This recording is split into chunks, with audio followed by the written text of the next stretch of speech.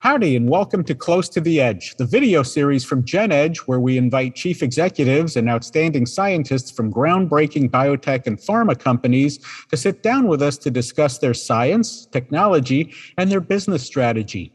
I'm Alex Philippidis, Senior Business Editor with GEN. That's short for Genetic Engineering and Biotechnology News, the world's first biotech publication and the only one that's covered the industry for more than 40 years. I mentioned that Close to the Edge is an offshoot of GenEdge, our premium subscription channel from Gen, providing in-depth exclusive news, interviews, and analysis of key trends in the biotech industry, coupled with a range of multimedia offerings such as this one. More details of our free trial offer are at www.genengnews.com/GENEDGE. Check it out after the program. Close to the Edge begins its second year of interviews by welcoming Shahnaz Suleman, the CEO of Recode Therapeutics, a 7-year-old genetic medicine company focused on developing RNA therapies based on its proprietary lipid nanoparticle, or LNP, delivery platform. Recode therapies are designed to treat genetic respiratory diseases, including cystic fibrosis and primary ciliary dyskinesia, or PCD. Shahnaz, welcome to Close to the Edge. Thank you. It's great to be here. Great. Shahnaz, you have a very interesting background, actually several backgrounds in one, as a physician, an investment banker, and then as a drug development executive in biopharma. What was it that drew you to careers in both science and business? Well, Alex, I think it would be prudent to start at the beginning. I grew up in South Africa under apartheid, and my family were activists. And as a schoolgirl living in a non-white township, every day I got to experience all forms of inequality firsthand, whether that was, discrepancies in the schools with respect to equipment, whether it was poverty in the surrounding areas, or whether it was quite simply unequal access to healthcare. Everybody who grows up in that country has a lot of infectious diseases. I think I've had them all, and spends hours traveling by bus to public hospitals. And I remember sitting in cramped corridors with my mother waiting to see a doctor literally for hours on end, and going to the hospital for one affliction and leaving with another. I also used to volunteer, at a soup kitchen in the townships, and children would stand with their mothers in, soggy water for hours waiting to see a doctor for very simple primary healthcare needs. Meanwhile, about 10 or 15 miles away from where we lived was the equivalent of the French Riviera. There's a very beautiful part of the city which is called Camps Bay, in which most of our white colleagues and counterparts lived, and they had firsthand access to private medical healthcare, which was very different from what I described. So I guess that's a long way of saying I thought about it. I thought that there had to be another way. In the end, I was fortunate to earn a scholarship that enabled me to go to the local medical school. But I also recognized that it was about more than just being an individual contributor. I wanted to have an impact at a much higher level. And that, in part, was part of the rationale that drew me to a career in science and business.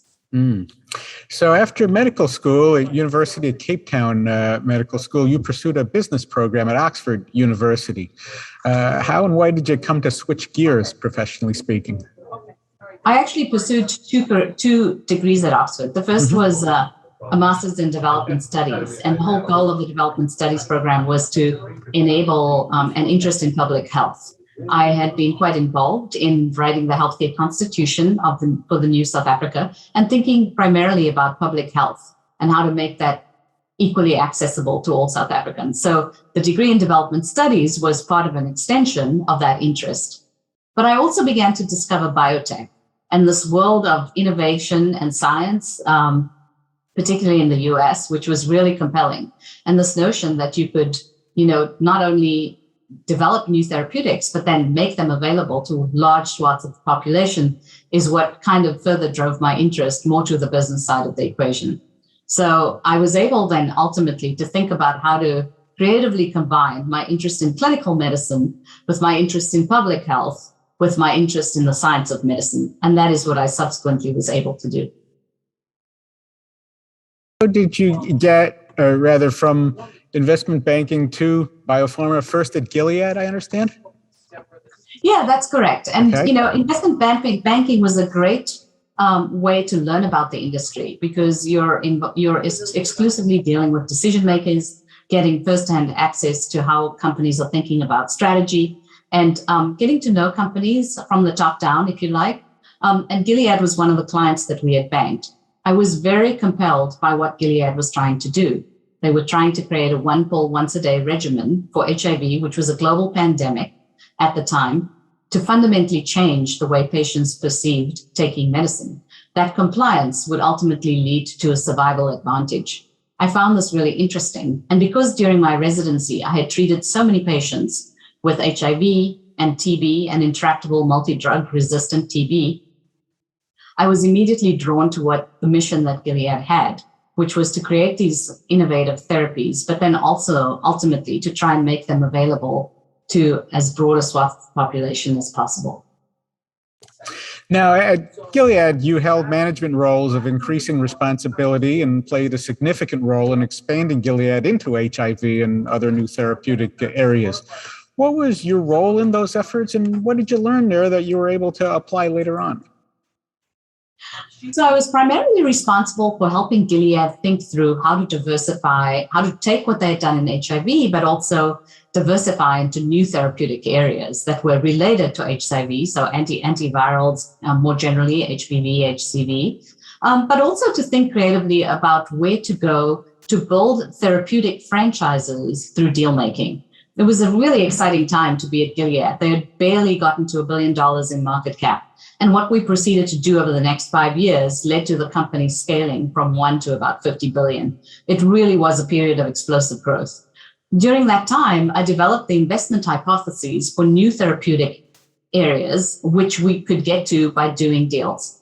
So I either led or co-led 3 or 4 different acquisitions in entirely new therapeutic areas. So one of which was cystic fibrosis. There was a specialty respiratory franchise, a specialty cardiovascular franchise that grew out of Gilead's desire to really diversify. And this was a terrific time to not only build the investment hypothesis, but find the assets, execute the deal, integrate the companies, and think about the long-term life cycle planning.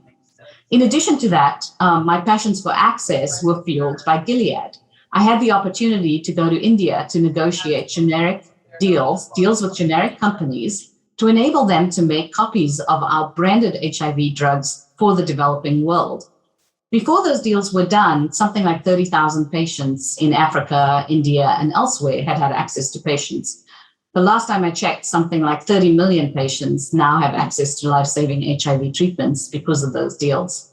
So I really credit Gilead with 2 things. First and foremost, the ability to learn how to be a successful individual contributor and how to be credible in that context, how to think strategically, even when the company is going in one very successful direction, but to branch out, take risks, and do something differently. And then lastly, and most importantly, how to think creatively about deal strategies that combine both public health interests together with business interests to make this a win-win for all. Now, after Gilead, you'd held positions at Genentech and its parent company, Roche, and at Theravance, where you put together a $1 billion profit-sharing partnership with Janssen for its lead JAK inhibitor program before moving to Alector as president and COO. Now, how daunted were you by the prospect of moving to a smaller biotech after working several of the larger companies in the field? Not really, honestly, Alex. And part of the reason for that is I'd learned how to be such a strong individual contributor at Gilead, which was something that has stayed with me throughout my career. The other piece of it is when I went to Genentech, I really had the opportunity to appreciate the importance of teams. Art Levinson always used to say, teams develop drugs, individuals do not develop drugs and, push forward the boundaries of science. And so it was really a combination of those 2 experiences that gave me the confidence to be able to carry through both the culture and the operating sort of mandate into a smaller company. And it wasn't really a daunting prospect at all. It was just a different micro environment. But because I had never stopped being an individual contributor, but I'd also recognized the importance of working within a team-based framework, I really enjoyed what smaller companies had to offer. you can be so much more nimble. You can have an impact which is superlative, and small and large changes in small companies can be truly transformational. So I really craved that opportunity to do something so fundamentally different. And I really enjoyed working in smaller companies because of the agility and the pace of progress being so rapid. Mm-hmm. Do you prefer working at smaller biopharmas as opposed to larger ones? Or? I would have to say yes, because the pace of progress is so fast. You have an opportunity to do so many things, and the impact you can have is absolutely transformational. It's not to say that this can't be done in a larger company, but often the scope and scale of your influence is somewhat limited. And I would say that, the smaller companies are high risk, no question, the technology platforms, and we'll talk a little bit about ours as well. There's high risk, but just such immense reward. I mean, we are perhaps not as encumbered by, complex decision-making processes. We can take risks. We can solve the really tough problems and apply the entire, intellectual bandwidth of the team towards solving that, and then feel a great sense of satisfaction when you're able to do that. There's no question that it's harder. There's no question that you work longer hours, but I think the personal fulfillment and the professional fulfillment that comes from doing that, and the team fulfillment from having, solved a really hard problem is just far, far greater. Great. And after all the background, let's talk about Recode itself. Now, Recode says it focuses on developing targeted disease-modifying medicines for patients with life-limiting respiratory diseases. Now, how did Recode come to focus on those conditions? It's a great question. And I would say we are very fortunate in that all the success with COVID has really put mRNA and lipid nanoparticle delivery platforms and vaccines in particular on the map. Even, people who would never really understand what we do in biotech. I mean, all of this has come to the forefront of the public's mind and eye because of the success. And so what we're doing here at Recode is really building on that success to combining two very distinct but synergistic technologies. On the one hand, there's the cargo, which is the mRNA and gene editing piece. And on the other hand, there's the delivery platform, and that is the lipid nanoparticle part of the equation. The lipid nanoparticle is essential to enabling the mRNA to get into cells and tissue types of interest. We have a next generation lipid nanoparticle platform that can enable what the mRNA vaccines and others cannot do, which is go to tissue types and organs outside of the liver. Part of the limitations of current technologies with LNPs are that you tend to get liver accumulation, which leads to a poorer risk-benefit profile. It also hinders the ability to dose really high.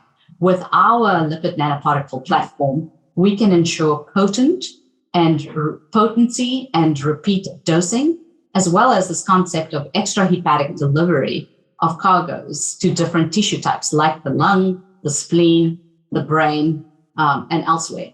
And what this does is opens up a world of therapeutic possibilities for mRNA and for gene editing products that weren't possible before. Now, I know you just mentioned the company's platform, Selective Organ Targeting, or SORT platform, based on non-viral lipid nanoparticles designed to deliver treatments targeting organs and tissues beyond the liver with precision, as well as safely and effectively. If you could talk a little bit how the platform functions.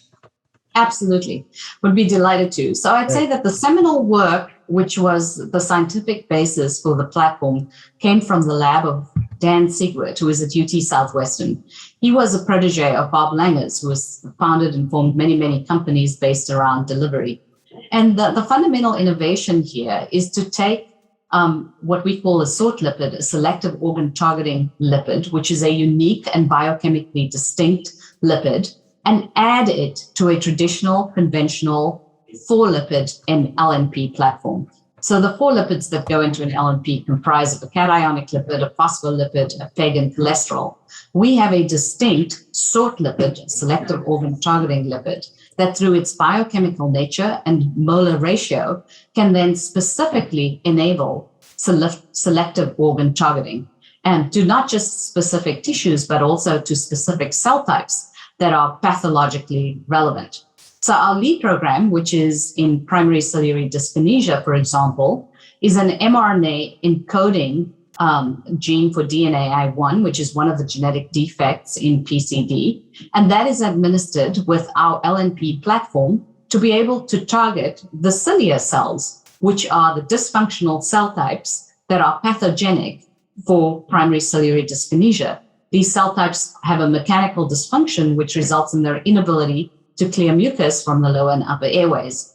As a result of our administered mRNA LNP, our SORT lipid, which is an inhaled delivery, we've been able to show that we can actually correct that underlying mechanical dysfunction in ciliated cells, and therefore hope that this will translate to better clinical outcomes for these patients. Now, how does the platform deliver treatments with precision and get to previously inaccessible targets within a specific organ? So that is a function, Alex, of two things. The one is the biochemical composition of the lipid. So whether it's an anionic, cationic, or permanently cationic lipid.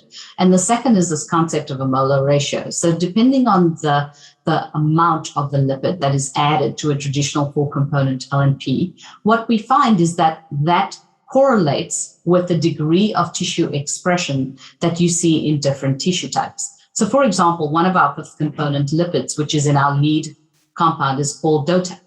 The actual molar ratio and concentration of DOTAP, when added to a four-component lipid, will either go to the spleen or the liver or the lung, depending on what that molar ratio is. And the way that this comes about is that if you think about the five-component LNP, what it does is it actually forms what we call a protein corona. So an interface that enables these five-component lipids to bind to specific serum proteins, which then in turn bind to specific tissue receptors in different tissue types.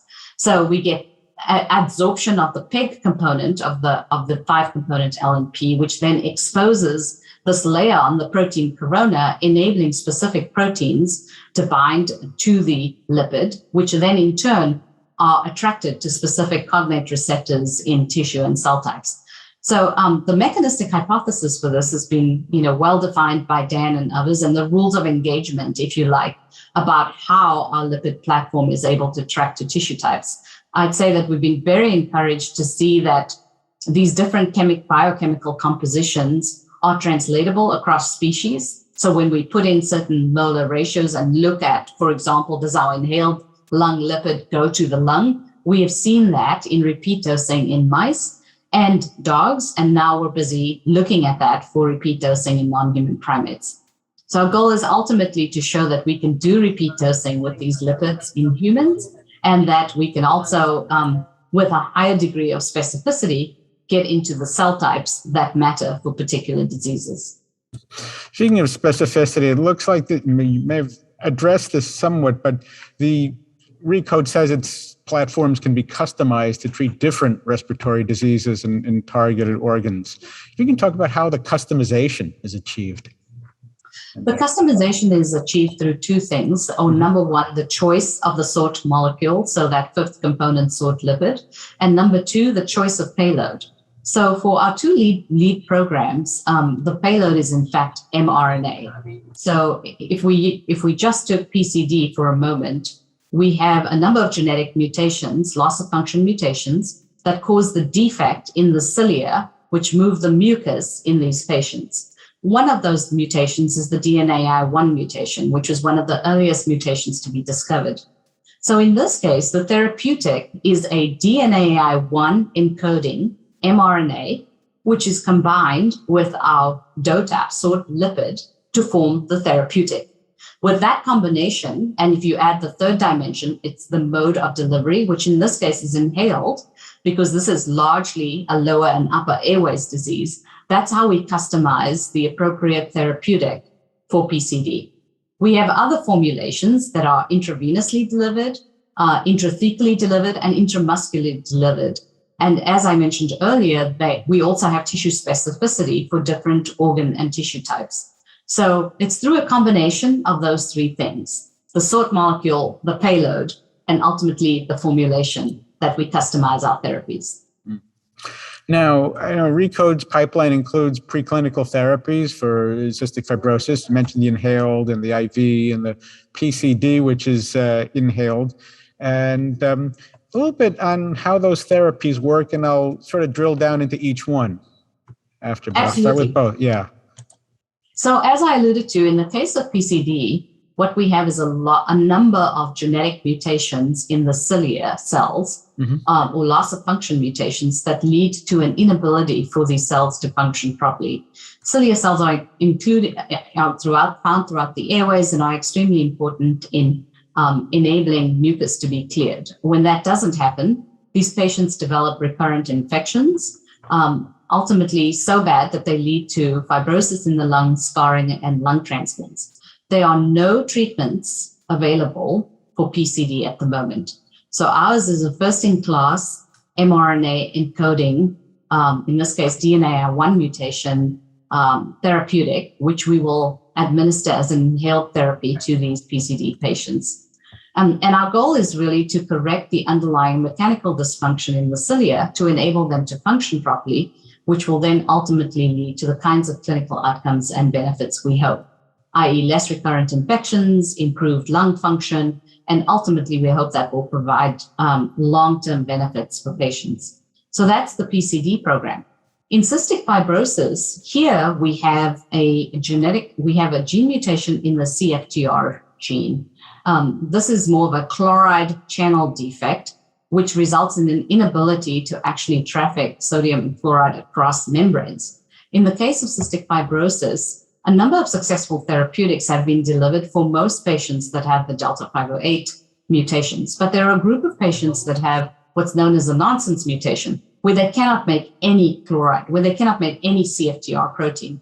And so in that case, we are developing both an mRNA therapeutic to deliver the CFTR protein, as well as a gene editing approach, where we actually correct the underlying functional defect at the protein level to enable patients to make their own endogenous supply of CFTR. And so the goal there is to restore CFTR function in these patients so that, again, they can have the same kinds of clinical outcomes that other patients with CF are able to have with different therapeutics. So those are two slightly different approaches to underlying loss of function genetic diseases that affect respiratory diseases. Now, the CF therapy appears pretty complex. There's 3-component zwitterionic aminolipids, or ZALs, and 5-component SORT LNPs. It uses a transfer RNA agent, RCT223 for CF nonsense mutations, and an mRNA replacement agent for CF. Sort of. Now, the companies publicly discussed pursuing IND enabling studies and an IND submission to the FDA this year for CF. Is that still the plan for Recode? Absolutely, Alex. We are laser focused on getting both of these programs into the clinic. So I would say the timelines are slightly different. And just so you know, for CF, it is the mRNA replacement treatment that we are focused on, and not tRNA anymore. It's mRNA plus gene editing. So with the mRNA program, we are, let's start with PCD. We are planning to file an IND either late this year or very early next year, and are engaging with regulators about the approvable endpoints required and the clinical development plan. For cystic fibrosis, we plan to file the IND in the second part of next year. And the goal there too is to start with our initial single and ascending dose and multiple ascending dose studies in patients directly. So our goal is really to have at least 2 programs in the clinic about 12 months from now, and to be able to find, we're lucky in that we're able to measure a number of surrogate biomarkers from these studies that will give us really helpful data about the studies that will follow. Did I hear you mention that there's a gene editing component to the CF candidate as well, or is that integrated in?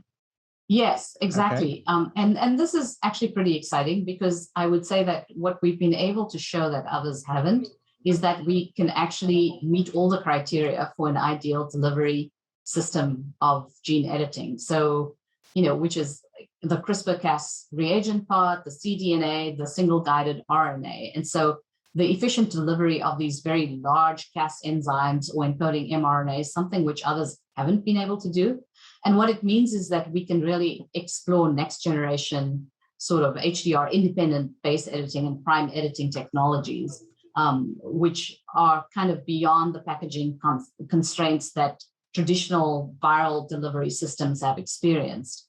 And we're super excited about this because this ability to deliver these large, HDR independent CRISPR reagents just would enable us to target, to be active in non-cycling cells as well as cycling cells. And I think the proof of concept of this has been what we've shown in human bronchial epithelial cells, which is the ability to actually upregulate the CFTR protein in these cells, which is sort of the gold standard model for cystic fibrosis. And what this means is that, ultimately we hope with this long-term therapeutic benefit of actually editing and causing proteins to correctly deliver the protein of choice, CFTR in this case, that we can get to a broad swath of the CF patient population to enable, what we hope will eventually become a cure. Would genome editing and eventually base editing, would those supplant the viral approach you've come out with initially? Is that the plan long range? Yes, and I think absolutely that would be the case. And particularly if you could, if you could show that you had long-term durable outcomes from this approach, which would be the goal. I think we're a long way from doing that quite yet, but we've seen some very interesting and compelling data to at least prove that the payloads can be delivered in one system. And this, of course, has not been possible at all with viral-based deliveries. Now, Recoded reported positive preclinical data for both the cystic fibrosis and the PCD therapy. Now, with the PCD therapy, the company had shown it successfully delivered nebulized mRNA to target cells, and I believe also showed translation of DNA 11 protein essential to ciliary movement in models. That's correct. Okay. And as I said, the in vitro system that we use for this is a system that looks at human bronchial epithelial cells, which are the cells of interest in both PCD and CF. And what we do is we aerosolize our therapeutic over an air-liquid interface that mimics what you would expect to see in the human lung environment. And again, then we're able to measure very closely. In the case of PCD, did we get into these ciliated cells, and are we able to show protein expression? In this case, DNAi1 protein, and we have. So we're very excited about that. In the case of cystic fibrosis, we've shown that we're able to restore CFTR function by actually measuring CFTR levels, which is also really great, especially since this happens in secretory cells and goblet cells and basal cells, which are the progenitor cells that give rise to these other cells, and that are really, from a pathogenic point of view, important for cystic fibrosis. So that tends to be the gold standard model. Now what we need to do is to go into non-human primates and show that we can continue to redose both, the mRNA in PCD and in cystic fibrosis, and this is under GLP tox conditions. And that is our goal.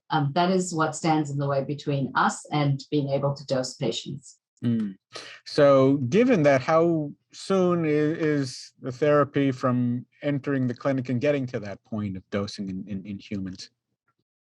Well, as I mentioned, I think that the IND filing is slated for PCD to happen either late this year or early next year. And soon after filing the IND, I would say 1 or 2 months, we should be able to dose our first patient.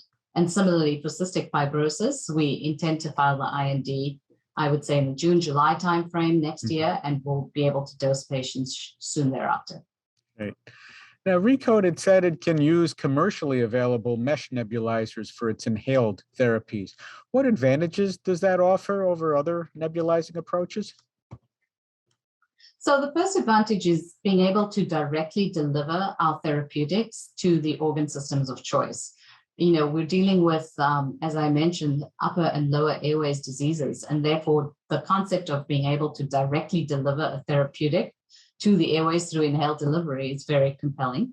I think the other thing to think about is the therapeutic index. By delivering these mRNA and nucleic acid therapies directly to the lungs, while there will be some systemic delivery, it's not quite the same as delivering something intravenously.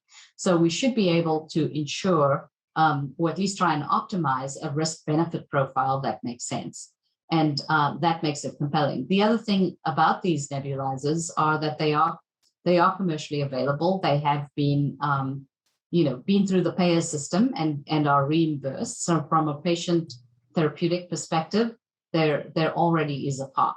So we will be testing our therapeutics in the clinic, both in first-in-human studies and in registrational studies with the nebulizer that we intend to be the commercial formulation.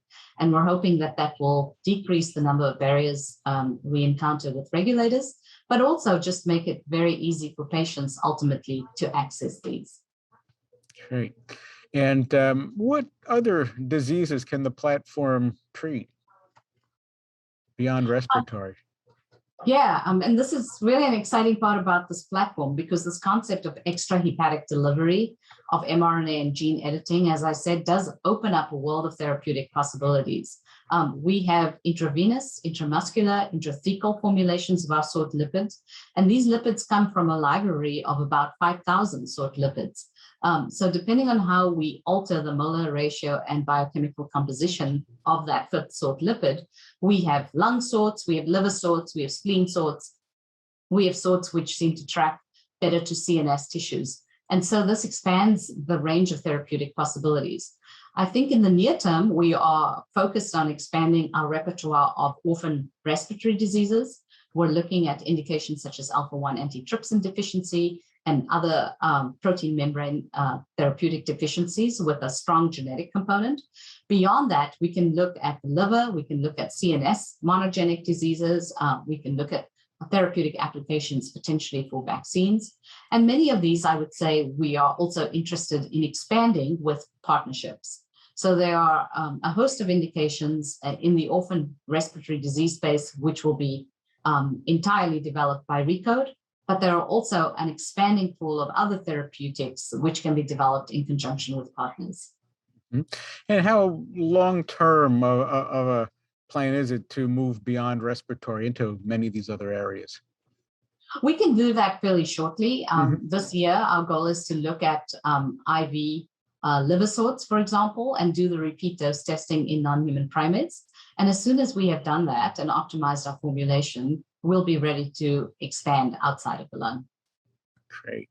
Now, within and beyond COVID-19, RNA-based therapies have gone from the pipeline to the market, and they've seen pretty intense development activity and several approvals in recent years. How do you assess the field of RNA therapy right now? I think I couldn't have said it better. There's just been a proliferation of mRNA-based therapeutic efforts that was already started before the pandemic, but that has really been catalyzed to the forefront of our efforts in innovation.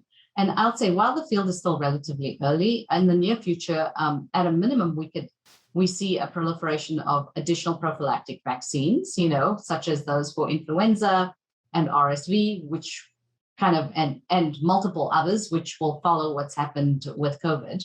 And then there are other possibilities, with mRNA therapeutics, which I think, more broadly speaking. So I would say that,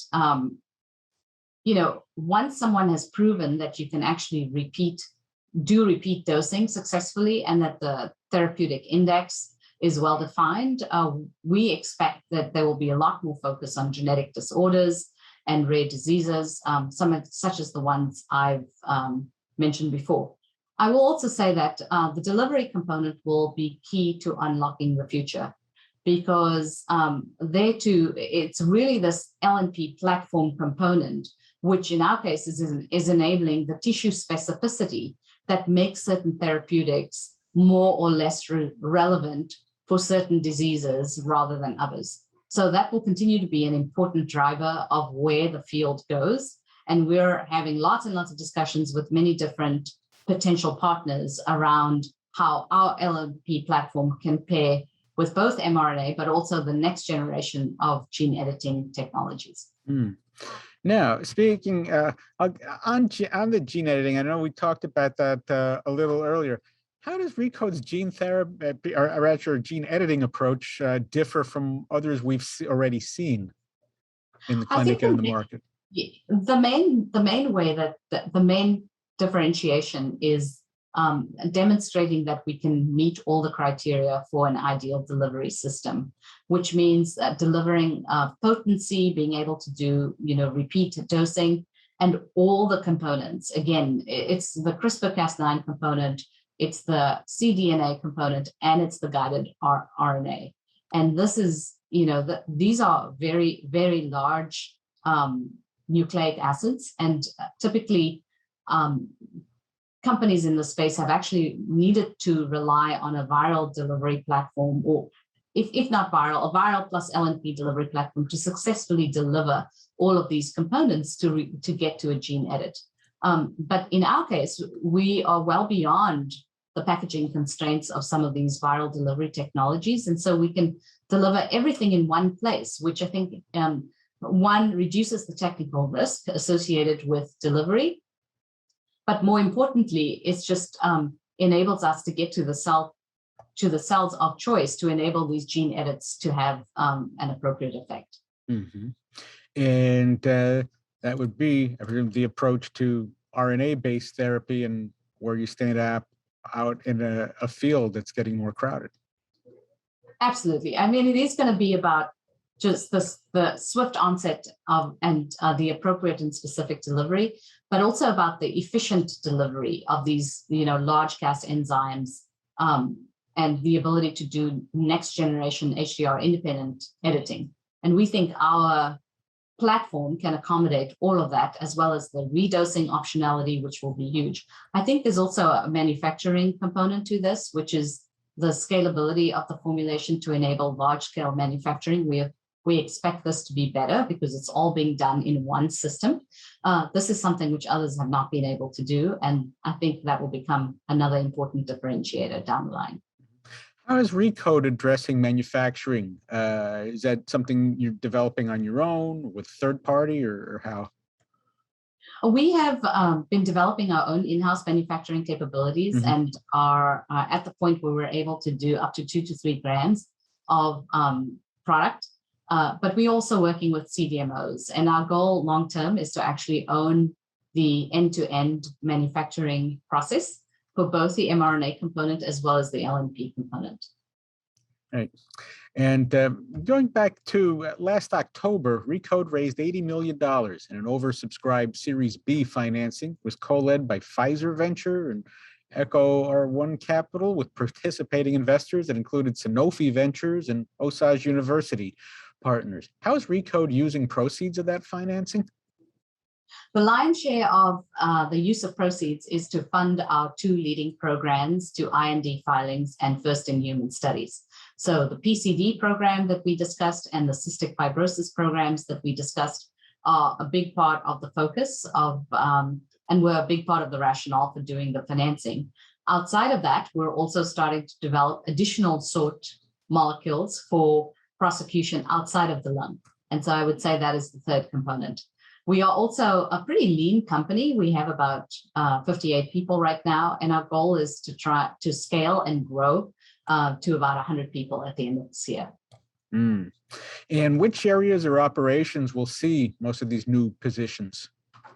It's the areas that you would expect. So largely in research, a little bit in development as well, and clinical operations. So all of the components that need to fuel and fund our transition to the clinic. So there's process development and optimization of our therapeutics, mRNA and the LNP, and then on the clinical development side, what we need to do for scale up, for enabling site activation, and all of the steps that go into getting ready for the clinic. Now, are you glad or relieved that Recode raised the capital last fall before the market really started to sour for early stage biotechs? Absolutely both. Very, very relieved that we were able to do that, and full credit to the team that was, that was here. I wasn't here, and I wasn't a part of that raise, but full credit to our team for having a very successful raise with blue chip investors who have plenty of dry powder and who are very happy with the progress of the company and willing and able to support the company as we head into a capital markets environment that looks very uncertain. Now, what effect does the change in the market and the decline have on Recode? How might this affect plans to maybe raise more capital, let alone even think of going public? Well, we are incredibly fortunate to have raised sufficient capital to enable a healthy runway. We have a runway until late into next year. Mm-hmm. However, everyone is having to be very prudent with capital allocation and think carefully about how to efficiently allocate capital across the pipeline. As I mentioned in your earlier question, we are focusing this on the near-term value inflection points for the company, which are getting programs into the clinic and generating that clinical data. But that said, all financing options are on the table, Alex. We and others like us are exploring dilutive and non-dilutive financing strategies for the near term and the midterm. And I think we need to do that because of the uncertainty in the markets. We will also gear up so that we're ready to access the markets when things improve. But for the foreseeable future, I would say all options are on the table.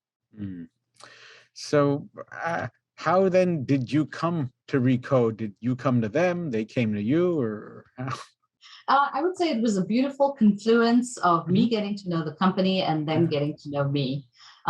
David, who is our current CSO and was the prior CEO, and the board. David Lockhart. Right? David Lockhart, okay. and the board recognized that there was just great synergy in the respective skills that he and I have and brought to the table. And the unmet needs at Recode in this stage of the company's growth are a great fit with my strengths. So it was, again, a beautiful confluence of my interest in the science and technology and team and where the company was at and needed to scale and grow through this next phase of growth. So what attracted you to want to lead Recode? Well, as I said in a different way, I fell in love with the science and fell in love with people. Dan Siegward's scientific discoveries with the SORT are absolutely superlative, and the SORT platform is really elegant and pleiotropic in terms of the therapeutic possibilities that lie ahead of us. I think, COVID vaccines have showed the way with what is possible, but that's really just the beginning. I think we're on the cusp of an unprecedented time of discovery and innovation with these nucleic acid therapies. And I think that efficient and effective delivery will be essential to realizing those possibilities. We have a uniquely differentiated platform that can enable potent, programmable delivery with high specificity to tissues and cell types that are directly relevant to diseases of interest. So what could be more exciting than that? You mentioned David Lockhart, who's had years at the company, served as CEO of even the predecessor company called Transcriptex before it became Recode. How's he been most helpful as you've transitioned into leadership? David has been instrumental in ensuring a smooth transition and successful onboarding. I think he had tremendous foresight and awareness to recognize that we would make a good team as we continue to build and scale Recode through this next phase of growth. And I am extremely grateful to David and the team for the way he and the team have embraced me. This has been one of those terrific and highly functional partnerships from day one. And that, by the way, Alex, is not usually the case. True. When you were appointed CEO, it was noted that more than 9 in 10 biotech CEOs, one percentage I saw was 92%, are men. What sort of unique responsibility do you feel as a result? How do you see the challenge of heading a company and a woman in an industry that still remains heavily male at the corner office?